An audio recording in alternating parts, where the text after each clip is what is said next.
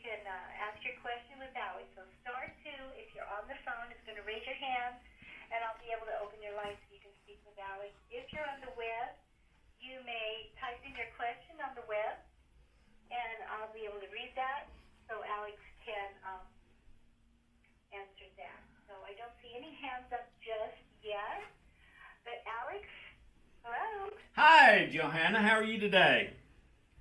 I'm doing good, thank you. Well, I'm great. Let me give a brief overview of what we're talking about this week. Maybe someone will come in by then, maybe not. But what we're talking about this week in the spiritual laws is the miracle meditation. And I was trying to guess the other day how many meditations I have tried over the last 30 years, and it's way into the hundreds. I was wondering if it was going to get to 1,000. I don't think it's going to get to that, but it's well into the hundreds. And the interesting thing about meditation is decades ago, and very few people realize this because we don't ever read these things as consumers, but do you remember when you used to hear ads from the government, recommended daily allowance? And they would say, eat so many fruits and vegetables and drink water and get exercise. And the only other thing they recommended, and this is the United States federal government decades ago, is meditation. And I think there's good reason for that. Meditation goes back, like, best I can tell, 5,000 or 6,000 years in Asia and the Holy Lands. And it is one of the few things, there's never been a double-blind study on counseling in the history of counseling, okay? And that might also apply to a lot of self-help things because it would be unethical to do so. Well, about meditation, there's double-blind studies, and we had them decades ago, and they were by Harvard MDs, and, so there's really just no doubt that meditation is very effective and works. And I'm not going to say they all do because there's a million of them, but most of them do. But the thing is, 95% of them, they maybe don't work the way you think they do. They work by distracting you, okay? A very popular meditation for probably centuries is focus on a dot on the wall, a spot on the wall, or if you're outside, a spot 30 yards away that's just a little nail on a fence post, or focus on the word love, or focus on a flower, or something like that. And basically that is the meditation. Well, those absolutely work. They reduce your stress. But the way they work is by distraction. It's not healing anything. It's not fixing the problem.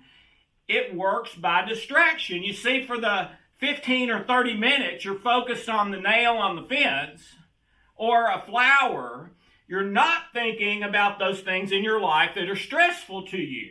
The problem you and your spouse are having, your money issues, a guy at work you don't like, some nagging health thing that keeps bugging you, that you can't get rid of, or a health thing you're scared of.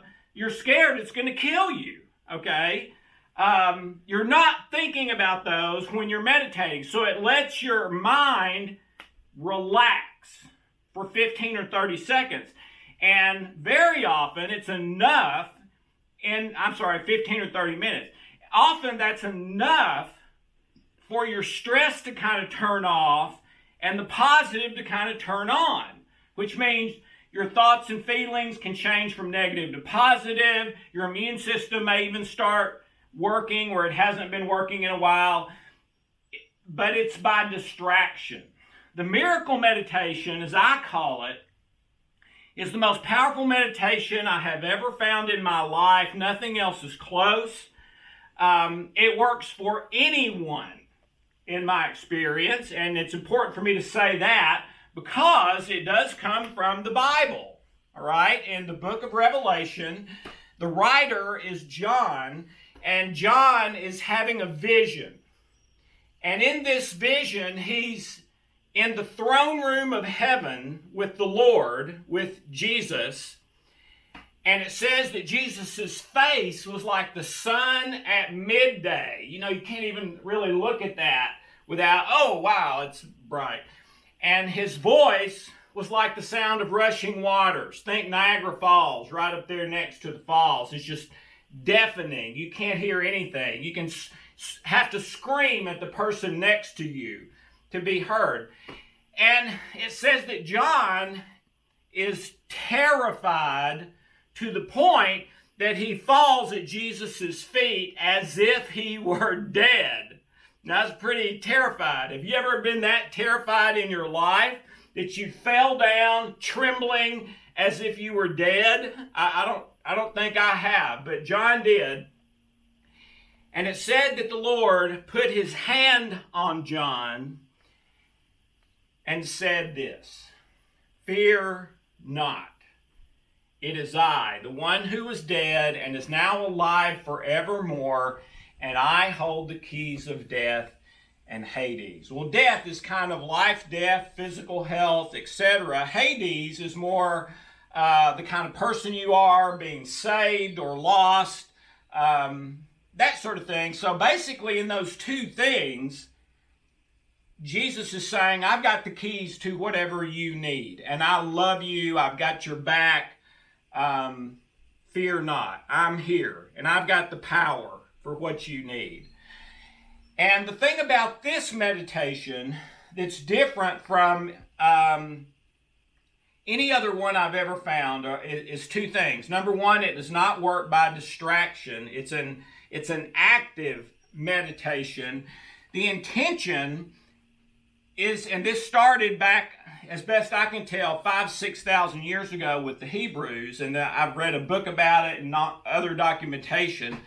The point of it is not distraction. It is to have a literal, miraculous, one-on-one experience with God, with higher power. And because of that experience, to be changed, kind of like a near-death experience or something, is the way I kind of use a metaphor for it. And you're never the same again. Things you couldn't do, you now can. Habits you couldn't stop, you now can. You're changed. It is a experience that changes you for the positive forever. Okay. And that's the meditation I've been doing ever since I really discovered that. And someone else told me about it and the significance.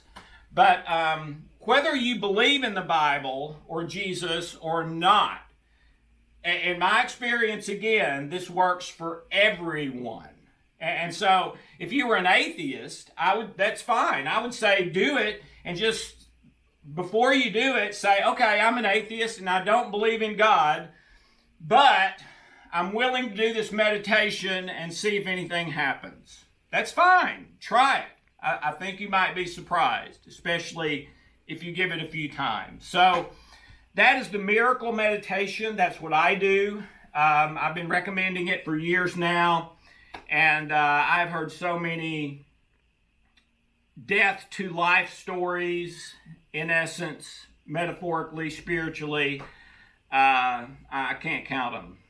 So that's this week. So yes to meditation, but if you can do an active meditation that actually plugs into the miraculous power rather than just working for a few hours by distraction, man, that's a whole lot more effective meditation for your time. So that's it for me, Johanna. All right, Alex, thank you. So again, if you have a question or you want to make a comment regarding this particular spiritual law of nature, you can raise your hand by pressing *2 on your phone. I'm going to raise your hand,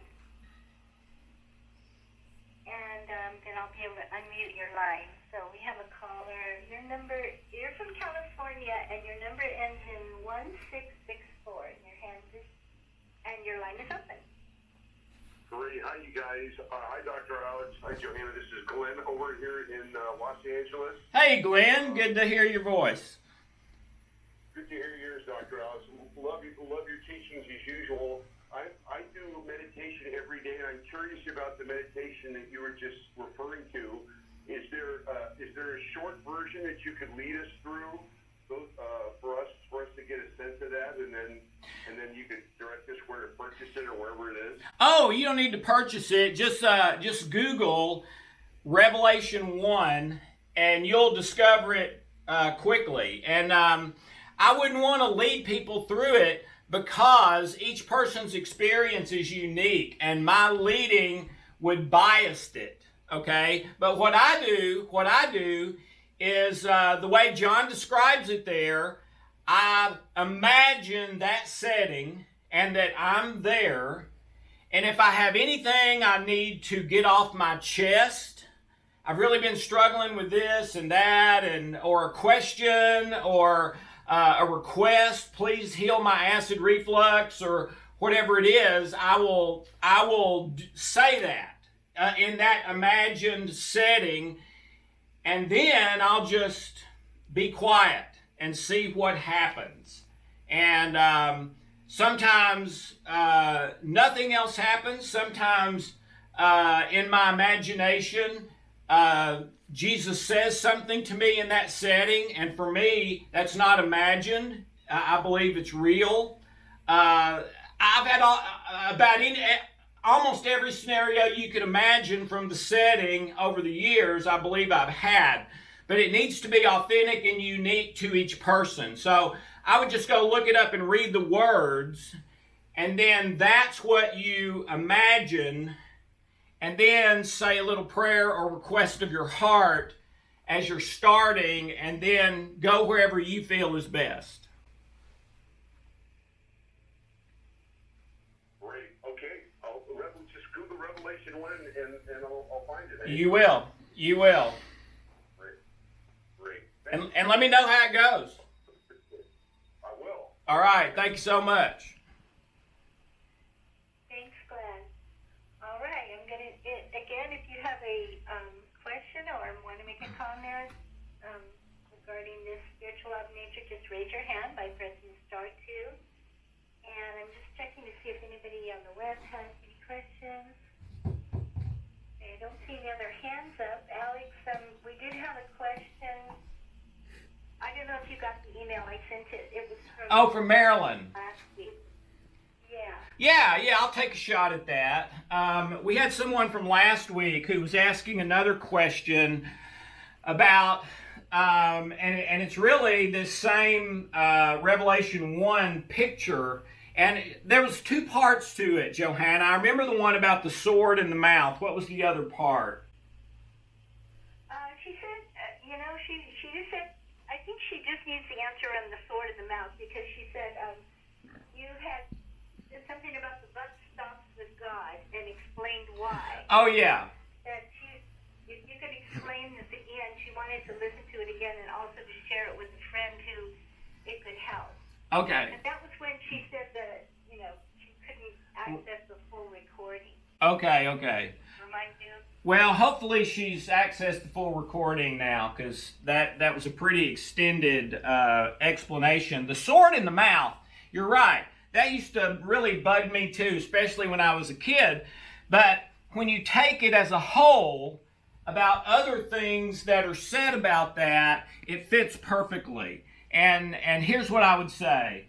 The sword coming out of the mouth, it says that is the sword of truth. So in other words, it's a metaphor. It's not a literal sword, it's the truth.